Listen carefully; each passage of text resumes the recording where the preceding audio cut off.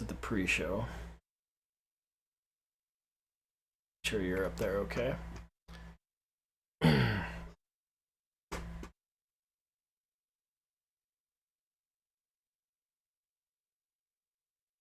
Okay, you know what? Let's just go. Should we just do it on YouTube? Yeah, that's our bread and butter. Let me, I can set it up really quick on. I'm gonna mess it up for just 1 second. It'll only take me two seconds to just set it playing on Facebook, and then we just won't pay attention to the. Hello, everybody that's hopping in. We're just getting set up here, and this is the way it rolls.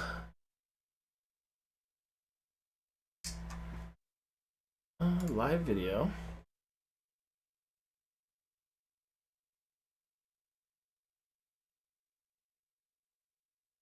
You know what?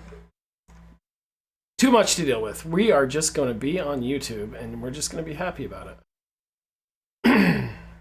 All right. That big? Okay, so that should work. All right. This is the pre-show. Me. What is it? Bumblebee tuna? You don't subscribe. It could be anything and everything. Okay, here we go. And what the cool part, Mike, is you can actually see me because we're fancy, right? You know what? We're slowly improving over time. It's like a fine wine. Did you know, Mike? I don't know if I've mentioned this before the pre-show. I got a notification on Facebook that we've been doing this for 2 years. Yeah. Yep.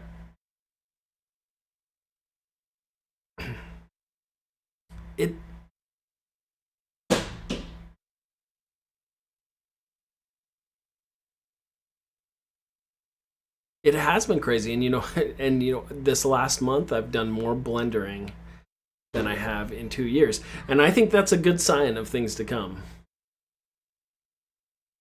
You know what? Sadly enough, and we're going to talk about that today on today's episode. So anyone watching, let's kick it off with the. Let's do the intro here, and then we'll get started. Here we go.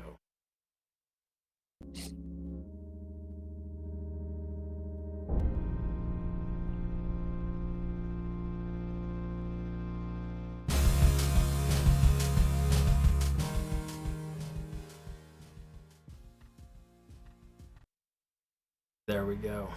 Everybody, welcome to the Blender Noob Show. I am the Checkpoint Professor, aka Gabriel Olson, and with me, as always, is.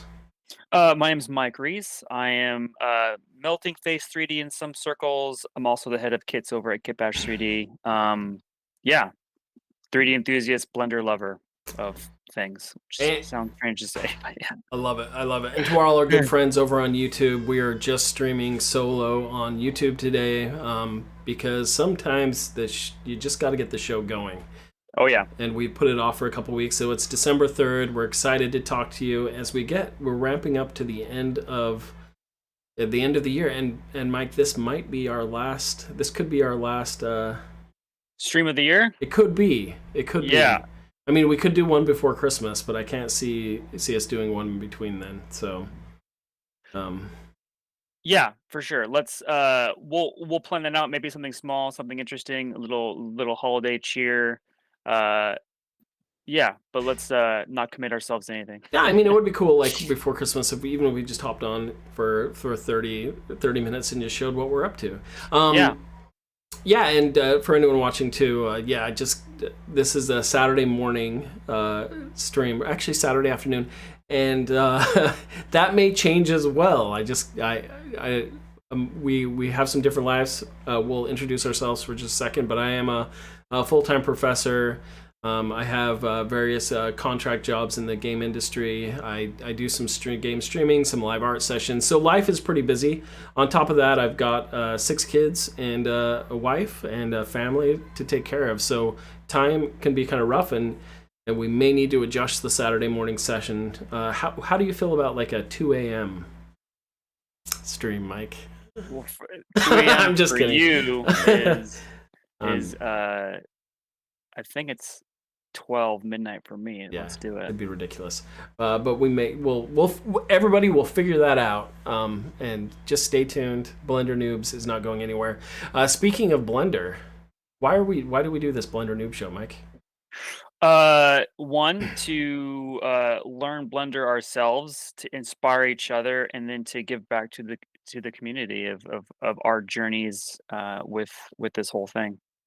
Yeah, and the more I get into Blender, the more impressed I am. And I rue the day that I poo-pooed so hard on Blender back in the day. And maybe it wasn't as good as it is now, but you still had those Blender aficionados, right? Yeah, I mean, we've said this before, but like, Blender at one point was, um, definitely not mainstream. People knew about it, and it was something that people could get into, but there was a lot of drawbacks. Pre 2.8.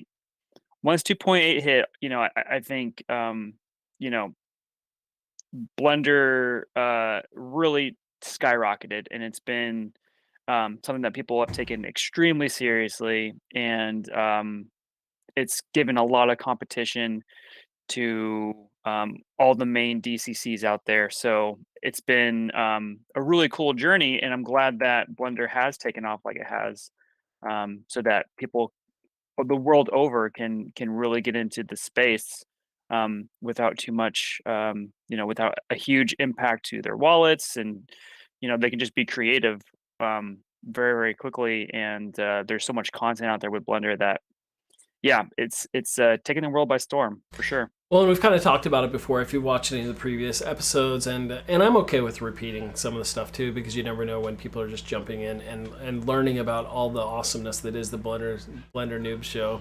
We do have 210 subscribers over on YouTube, so I think that's pretty awesome for our humble little live stream, and we have more stuff coming up. But that being said, Blender just it's able to replace so much software for free. It replaces Maya for me. Me personally, we were just talking about it before the show. It replaces Maya, which is my 3D software of choice.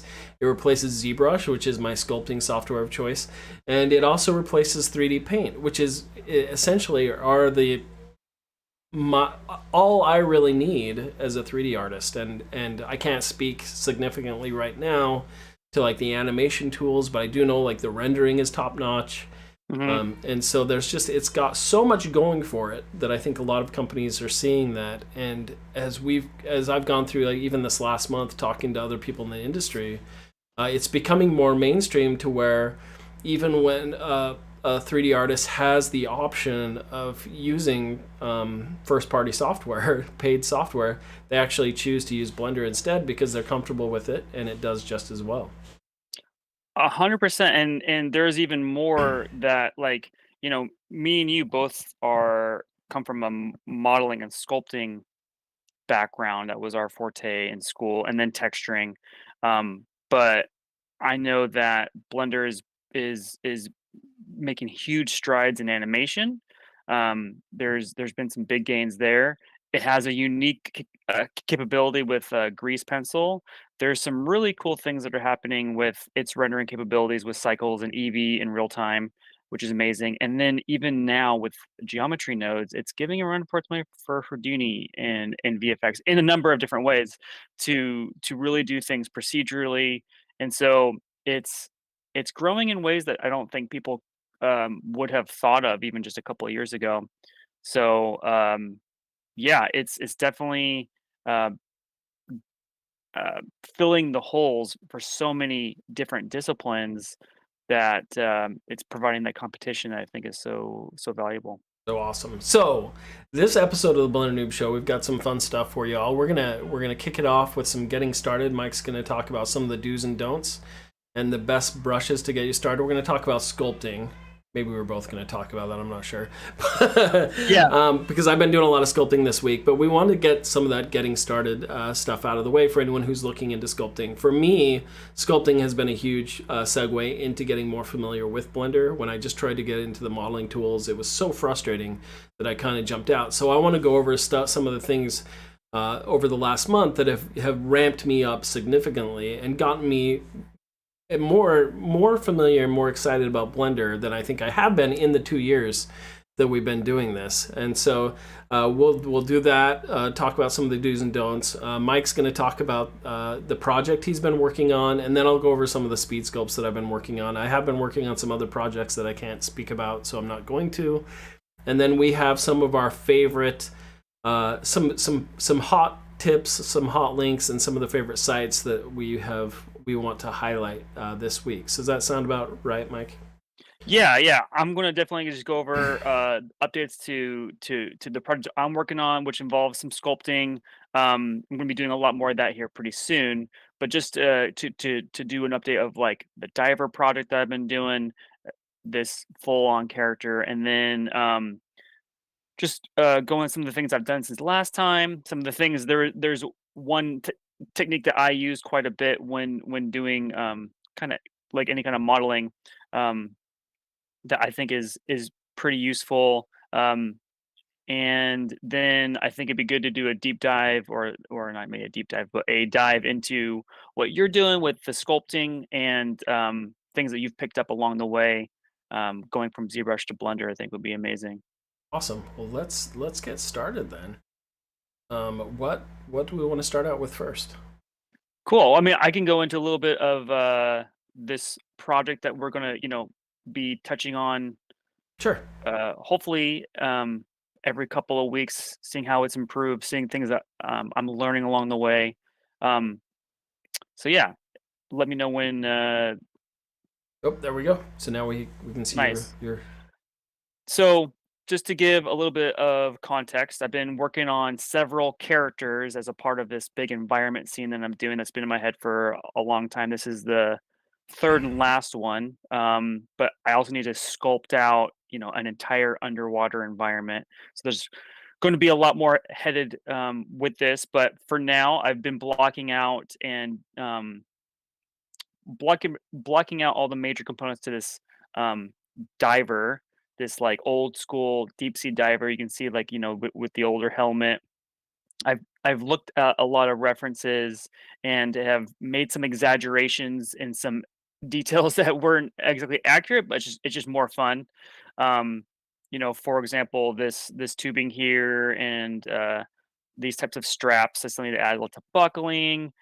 We have like a a dial here that could have like the pressure or the oxygen level. Probably the oxygen level here, and then we'll have like a pressure gauge here. Just some fun details. I think we're gonna see this character from the back in the main shot, so trying to make some detail. One of the things that I think a lot of art and character art and even like even hard surface modeling that like junior artists kind of don't pay attention to is things like articulation and how things connect to each other. So I spend a lot of time making sure that things feel like they're connected and that they have purpose.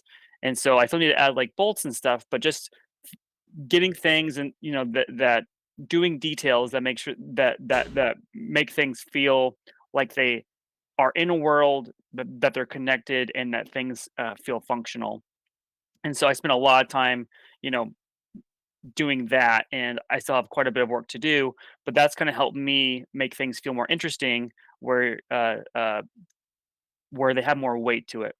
But, one of the things that I like to do in order to model, straight on, so it's, like, easier to model, but while also seeing, um, things in context is, what I'll tend to do, and just a quick demo here, like, is if you're modeling something, it's best to model it straight on, meaning like it's not where it's turned one direction and you're trying to model like on the actual model itself in the pose it's in. But a lot of the times what you'll want to do is you want to see it in context to get the right dimension stuff like on the character. So like a lot of the times what I'll do is I will, start with a primitive um, start yeah, start with a primitive and then get this into like the 0 to 1 space. So actually, since I scaled it, let me yes, I'll go to origin, then I will that's right, control A. Apply all. Okay. So, but then what I'll do is actually I'm just gonna move it off this side here. So duplicating is Shift D, but making an instance is Alt D. So I'll do an instance, and then I'll actually just place it like on the character where it's supposed to go. So like let's say it's a um, piece for like the shoulder,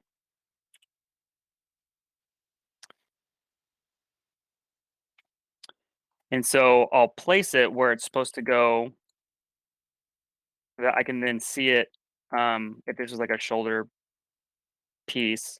But then now let's say that so now I can model normally while also seeing how it's going to be working on the character itself. And this is a good technique to make sure that you can um, get how things are Oh, supposed wild. to be modeled. Um, so just as like an example, it's so much easier to model this way than it is to let's just say that that's happening. And I did this a lot because so you were a Maya user. I was a Max user Yeah. professionally for a long time. So I did this a lot in Max. Okay, I'm on tweak, select box. Um, which helped me out a ton to get things looking good. Um, one of the challenges with Blender, so both Blender and Max have modifiers, which is great. You can do like a whole modifier stack. Right. So a lot of times what I'll do is I will want to then start to do some modifier stuff where like let's say I want to mirror um, right and just model with half. So like a lot of the times now in 3D Studio Max, you would go into your modifier stack and let's just go to mirror. Um, and over on this model, Hold on one second, Mike. sure. Yeah, I just had to double check something. So what's nice about what's nice is like okay, so I can now model half, but the issue or the challenge is that in 3D Studio Max this would carry over to the instance. In Blender it doesn't, and if anyone knows a way to make that happen, that would be amazing. But um so now if I were to apply this mirror, I don't think it oh yeah, see. So oh yeah, so now I think it's actually two different object. If you apply it, Right. Then it converts them.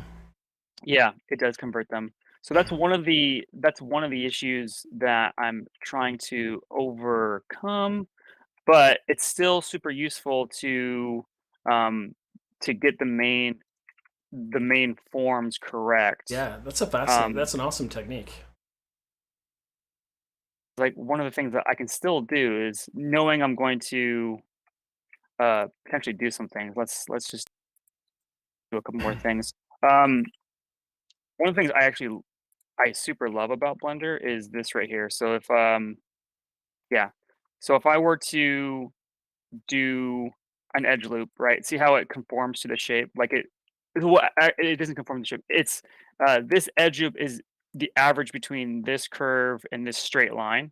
Hmm. Um, and so a lot of the times, what I'll do traditionally is I'll do scale Z0, and that will quickly, you know, Straighten it up.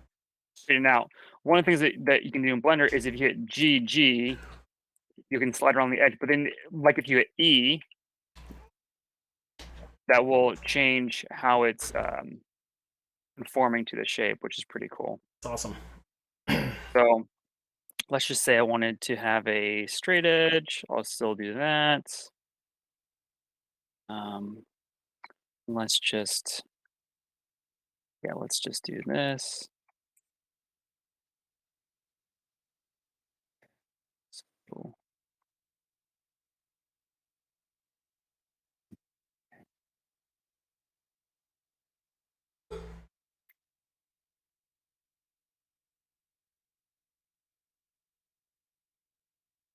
let's look over here. Let's do like a little bevel. It's pretty cool. But I'm going to use this for the actual model. To potentially, actually, let's add.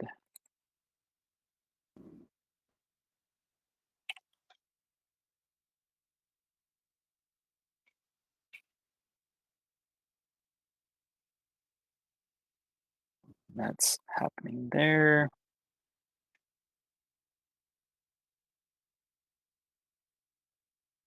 You know, that wasn't very good, but you can just get the idea of like what I'm trying to work out the shape flat, but then get that same form here, and then when when you're ready to go, you can like add those modifiers that that you want.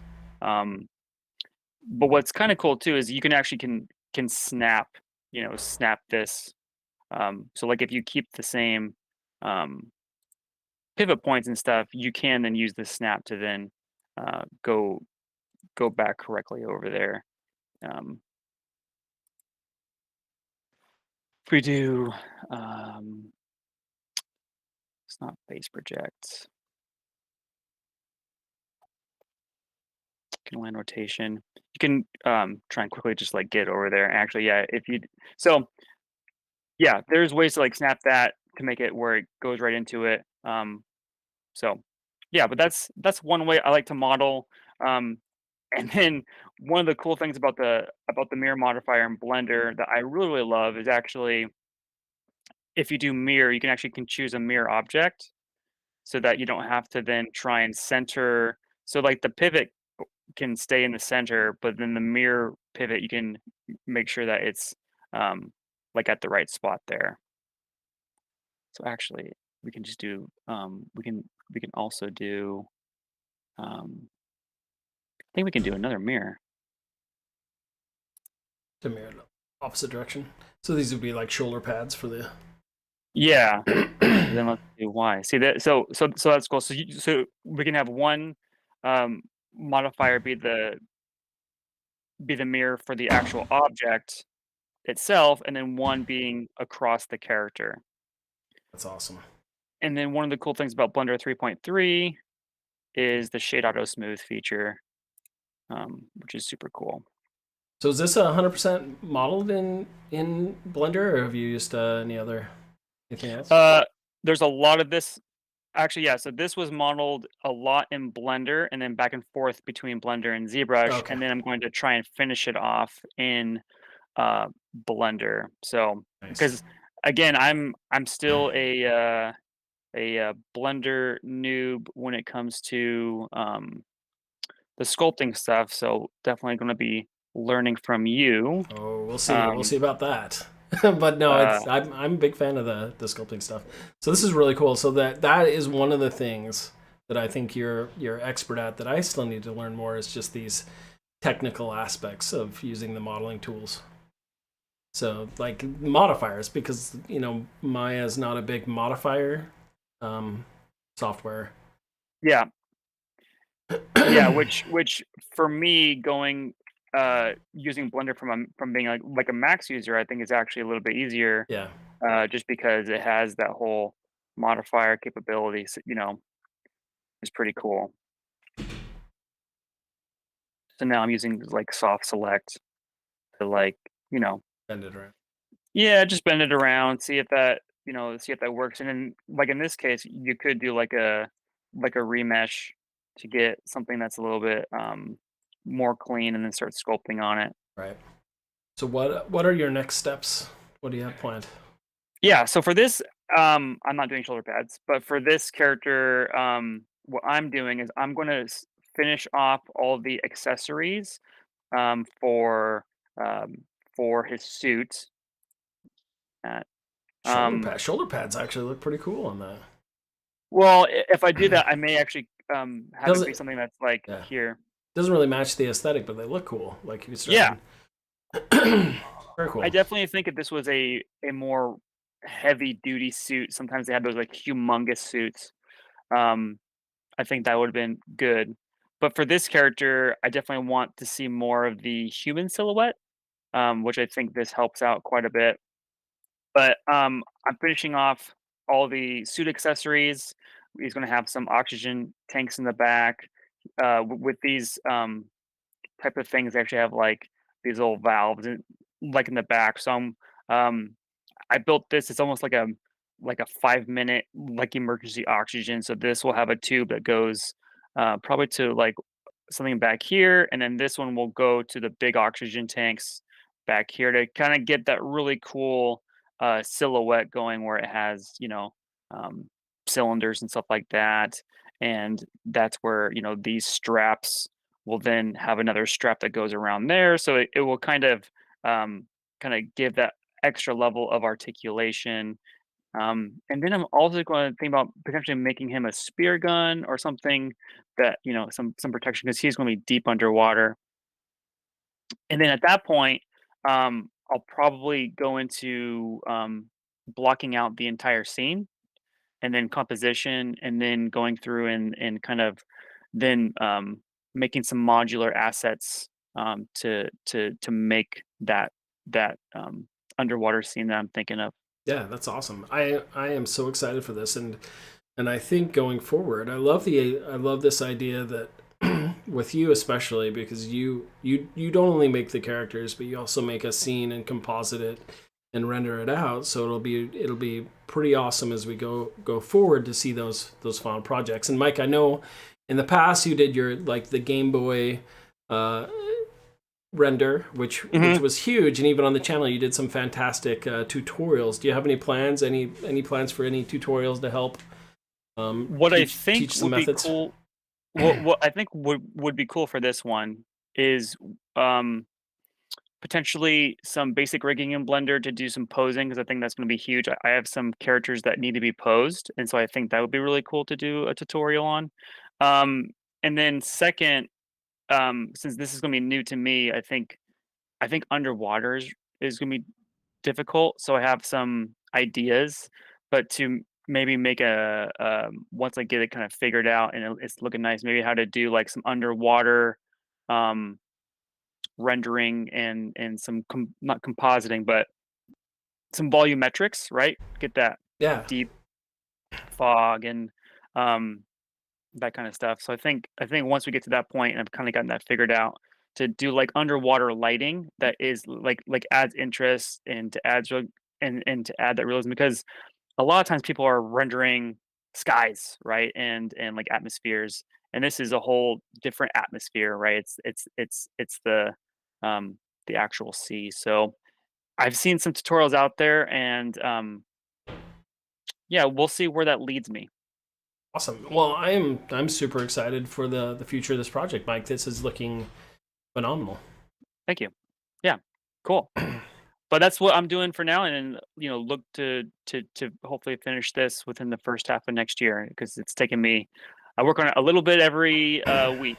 That's awesome. That's awesome. I love that so much of it is being done in Blender. And Hmm. so I guess now we could jump over maybe into what I've been working on, and then maybe we can share some of the links and the it's kind of the hot tips we have for the week before we end Yeah, the show, and then of course extend that invite for anyone watching right now if you want to show off some of your art or anything highlighted, or if you have any suggestions for topics that you would like to have covered if you're new getting into Blender, anything you want to know.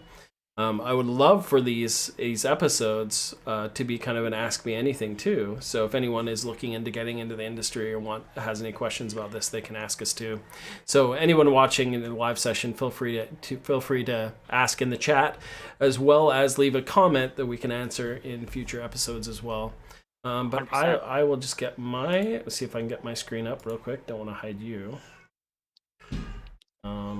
Yep. So here we go. So I don't know if you can see this on the live screen, Mike, but it's on. It's There's on a little YouTube. bit of a delay, so Right, for the delay. I'm looking for it. Yeah. Okay. So this is so essentially sculpting. I think is my segue for really getting me invested in Blender. And the honest truth is, it's also going to force me to use some of the modeling tools as well, because as you go forward in doing more complex sculpts, you want to bring in primitives, you want to do some basic modeling and kind of work back and forth. So I've been working on some other contract projects where I needed some of the quick abilities that sculpting allows you to get some forms out quickly, to get some details out quickly. And bouncing between that and Maya right now, I'm able to do a sculpt really quick and then retop it and get some of those smooth shapes. So it's kind of a bounce back and forth. And I think in future tutorials I might talk about that. But what I started doing, I started following this YouTube creator named Speedcar, and Mike was going to share the same YouTuber today. We'll share him in just a minute, but he does these hour, 2 hour, 3 hours, sometimes depending, kind of speed modeling sessions, and I've actually learned a ton from it. So just getting into modeling, this is I think I'm going to number them, Mike. This is my speed Blender speed session number 2. Nice. The first one, I didn't have any reference. It was just me doodling, and I'm not super thrilled with it. This one, I found some reference off of ArtStation really quick. So I'll show you that. It was, pop this up. It was from this Lisa Perfanova. I don't know her. I just happened to come across it on ArtStation and really like the image. I love this woman with the accordion here on ArtStation. So shout out to her. It looks like she's pretty popular on ArtStation. But I just looked for something simpler that wasn't too complicated, that I could spend 50 minutes on. And so this was my session this morning that I live streamed over on my other channel, which I think, Mike, in future sessions, if you don't have any objections, I'll actually just do my Blender speed sculpts here on the Blender Noobs channel. Because on my gaming channel, people were like, "Why aren't you gaming? Why are you sculpting?" Yep. So we'll keep it here. But I had a lot of fun with this. I really wish I'd had more time to get to the hair. But the beautiful thing about doing speed sculpts, and Mike can kind of talk about this, is you don't have time to worry about things. You don't have time to worry about them being perfect. You're just doing it as fast as you can, which is awesome because it really forces you to look at things in 3-dimensionally as quickly as possible and solve problems. And in a perfect world of modeling, I would have a side, a front, and at least a side and a front view. So I could kind of see what shapes to get out. And the beauty of doing something like this, where you only have the side view, is once you rotate the model, you have to imagine what it'll look like from the front view. So it really causes your brain to like really think in 3D, which from the front view, it doesn't really match as happy as I'd like it to be. So just starting with the sphere, I was pretty happy about this. And they're for anyone just getting into Blender sculpting, the two big things I think that other than the brushes and the actual pushing and pulling itself, is learning how Dino Topo works and how remeshing works.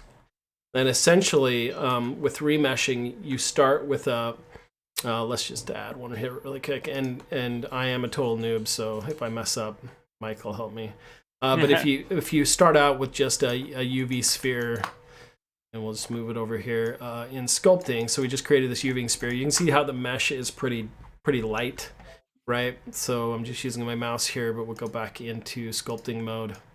And the first thing you want to do if you're sculpting a face, though, is turn on symmetry, which this might look different than other people's brushes, which I've already can't even see where my symmetry is. So This is why I don't do things as much as I'd like in real time. Where the heck is my symmetry at? Should be on the upper right? Yeah, it should be. In sculpting mode. It should be, Mike. It should be, but I don't see it here like I did in... Something happened. This is what happens, my friends. This happened to me before, and I don't remember how I swear I went to... So are you in the sculpting tab? Yeah. Okay. Nope, I wasn't. That was my problem. I wasn't in the sculpting tab. I was in the modeling tab. Mike, thank you. Yeah, so make sure your symmetry's on. You can see it down here at the bottom. You put that on X. But I'm just going to go over really quick what I learned this week, just for using the remesher, just kind of the remesher for dummies thing, is once you start, like, we'll just go to the move tool here. Once you kind of start shaping this out, you notice that you don't have a lot of polygons to work with. So if you're, and I'm doing this with a mouse, if you started mocking out a head shape, you then want to get some more tessellation. You can see right there, it's kind of bad. We'll just leave it like this.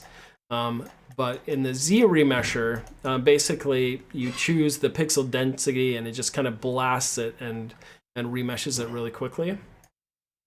And so if you hold down Shift and R, it'll put up the grid. So you can kind of guess how dense you want those quads to be, right?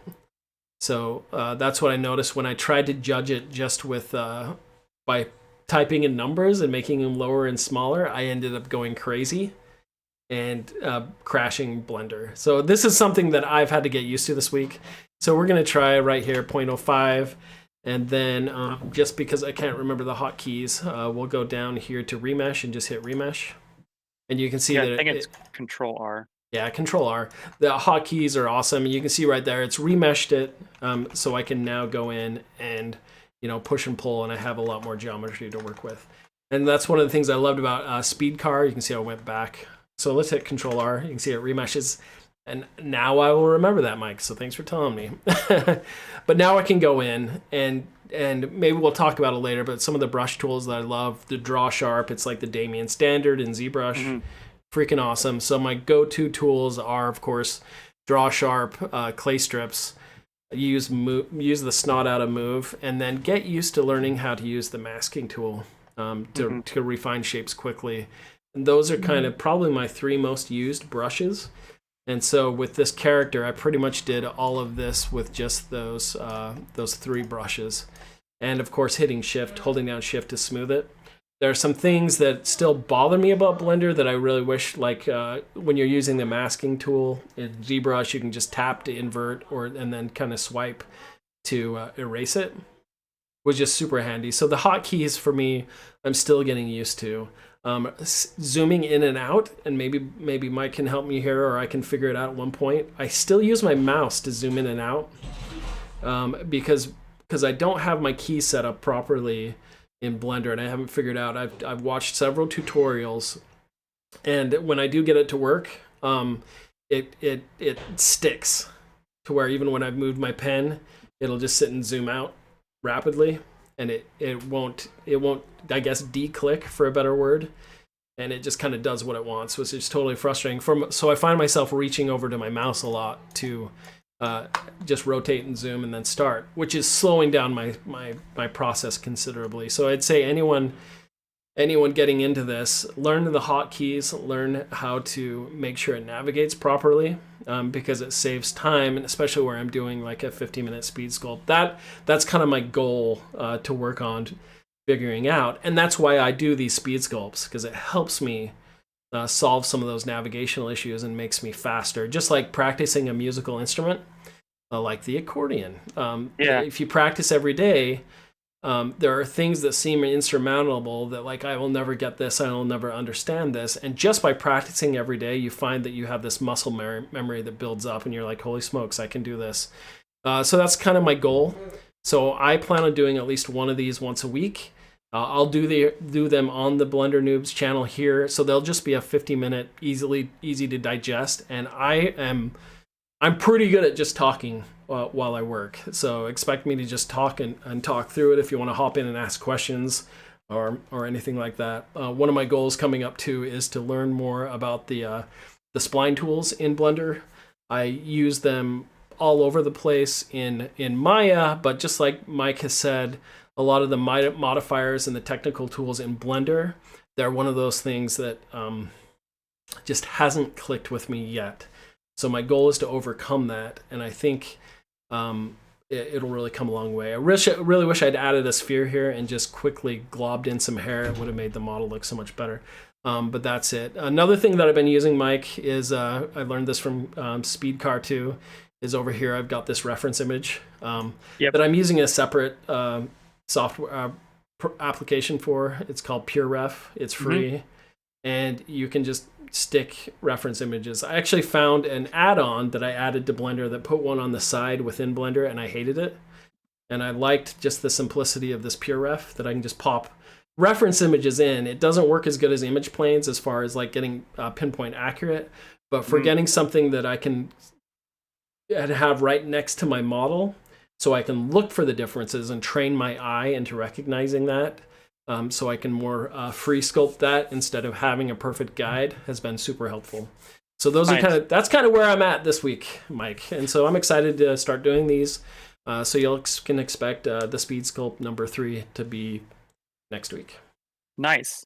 So real quick on the navigation stuff, because it's something that is super important to me coming from ZBrush, because ZBrush is now so intuitive.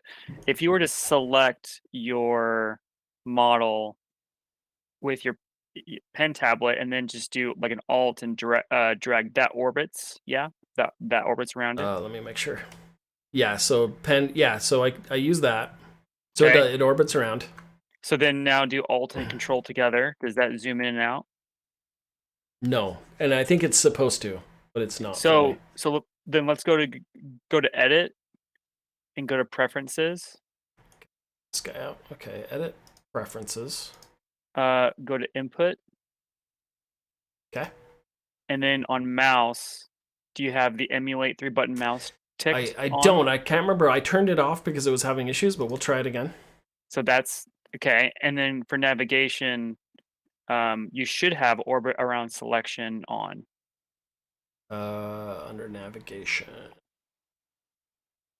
Orbit, I don't. So now I do. Let's do that. Now let's try that again. Yeah, see, it's still not working. Control and Alt. And look at this. This is what happened before. And now when I hold Alt and drag, it's snapping. Oh, okay. So then and I hate it. I hate it so much. Okay, it's snapping. Yeah, see, so when I middle mouse drag, it's snapping. The emulate messed it up. That's why I had turned it off before. Oh, interesting. I wonder what you have going on for your tablet then. That may be what's going on. It probably is. So maybe you can help me offline with that. I've seen a couple different tutorials with different methods for programming your tablet. Some have like the buttons set to different things. And so what I may do is kind of reset and then try following a couple and seeing how it works, and maybe that's something I'll report back with. In the meantime, that's how I kind of worked around it. I just zoomed in with my mouse. It totally takes you away, and it's kind of a pain. But I think that will be. It's interesting that it's not the sculpting itself. It's actually a huge portion of learning these software is just how to navigate them. Yeah, and to navigate it intuitively and quickly, so that you don't break out of the mode like you were saying. Yeah. So speaking of, if you go back into modeling mode, one of the big ones that I downloaded recently, and I'll turn this reference image off, is I can't even remember what it's called right now because I'm drawing a blank. But I did a Maya to Blender add-on so that it uses standard Maya controls. So I can select this now and use WESR to scale, rotate, and do all that. So really, those are like kind of the bread and butter. And now, see that? Now that, got to turn off that emulate. It's killing me. Okay, now I can actually rotate.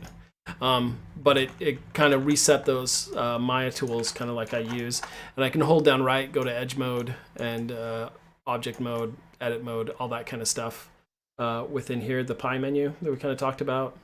And so totally, I think I did that on vertex face. So really handy for getting you from Maya into Blender. I think it got me a section of the way where I still need to learn the modifiers, and there still are the quirks within Blender, but it's getting me closer to where, hey, I feel I can actually hop in and navigate more comfortably than I could before. So it's been really helpful. And there is a pro version that is more expensive.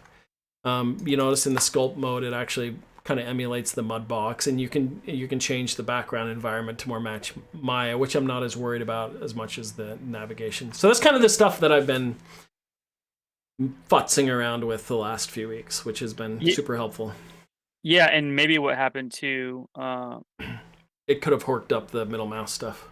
That's what I think it is, because if you when sculpting in sculpting mode, like so like alt and left mouse is orbit, control alt and left mouse is zoom in. But for me, or actually in default Blender, the alt and middle mouse is what snaps you to the orthographic views. Right. Okay. So what I might do is download the most recent version of Blender and try that with that and see how uncomfortable I am. This Maya to Blender add-on only worked for a previous version, so actually I have to have a previous version of 3.2. So, oh, okay. So I could try that and test it out and see if that my indication. One of my biggest concerns with using that add-on is it may have covered some of the Blender native stuff. Which I'm sure it did. Yeah. Cool. Yeah. So that being said, Mike, we probably only have a few minutes left of the episode. So thank you everybody for watching so far. But we did want to highlight some of the tips and tricks that we had talked about before the show. So I'll pop those up real quick for you, and we can talk about them real quick. So the first one, Mike, was this speed character, how to start sculpting in Blender. Do you want to? Yeah. So that has been super useful for me, because again, I'm coming from ZBrush just like you are, Gabe, to Blender, and this gentleman also is doing that. So it's been helpful for me to kind of like make that transition. And not that I may, we'll see if I fully transition, but I would love to not have to go back and forth between ZBrush for things that Blender can do natively. So that's been super helpful. And you mentioned him too for doing the live speed sculpts. Yeah, so I'll show you that his link's right here. So he does educational content, which is phenomenal. You can buy it on Gumroad. It's pretty cheap. I think at the $15 price point, it's pretty fantastic for what you get out of it. I think the video we just showed was like the free version, but he does paid stuff, and he was a character model for a number of years for Gameloft, and now he just makes his full-time living making educational content on that channel, the Speed Car, and then his Speed Car live channel is where he does these 1.5 hour, 1 hour, 2 hour speed sculpts, which are just all like bonkers good. I think what I respect from him is his workflow. So if you want to see good workflow, maybe not the cleanest workflow, but going from low poly to high poly and so gradually going up in detail, he's a rock star at that, and I think that's what helps him go so fast. Mm-hmm. And then just watching how he goes through the remeshing tools has helped me a lot, right? And watching how he refines that. So just an amazing person to go check out. 100%.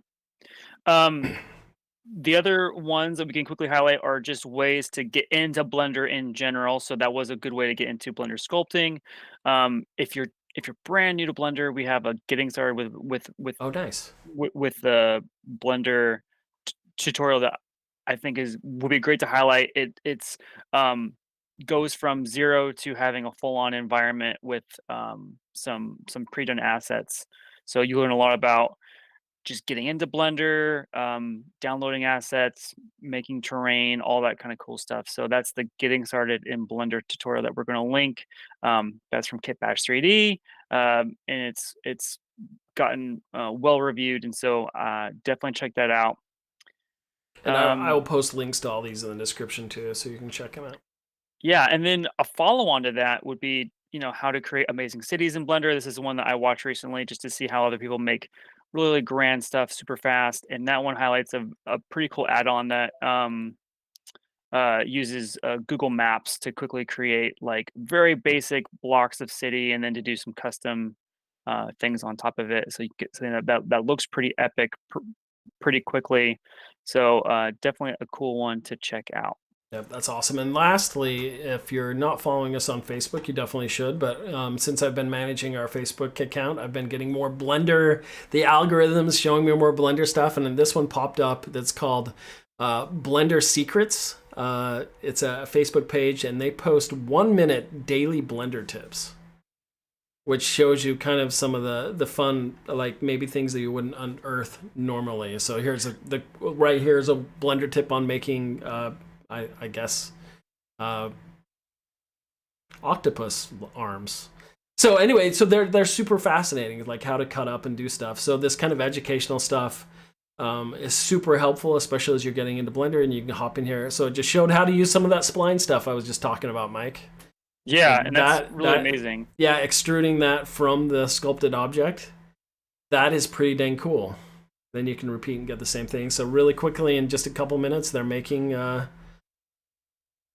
octopus. So like already I'm enamored by this. Like, oh crap, this gives me a lot of good ideas. So really awesome. I got to give them a shout out for producing that. That's really cool. It's going to give Mike and I a lot of ideas and stuff to talk about.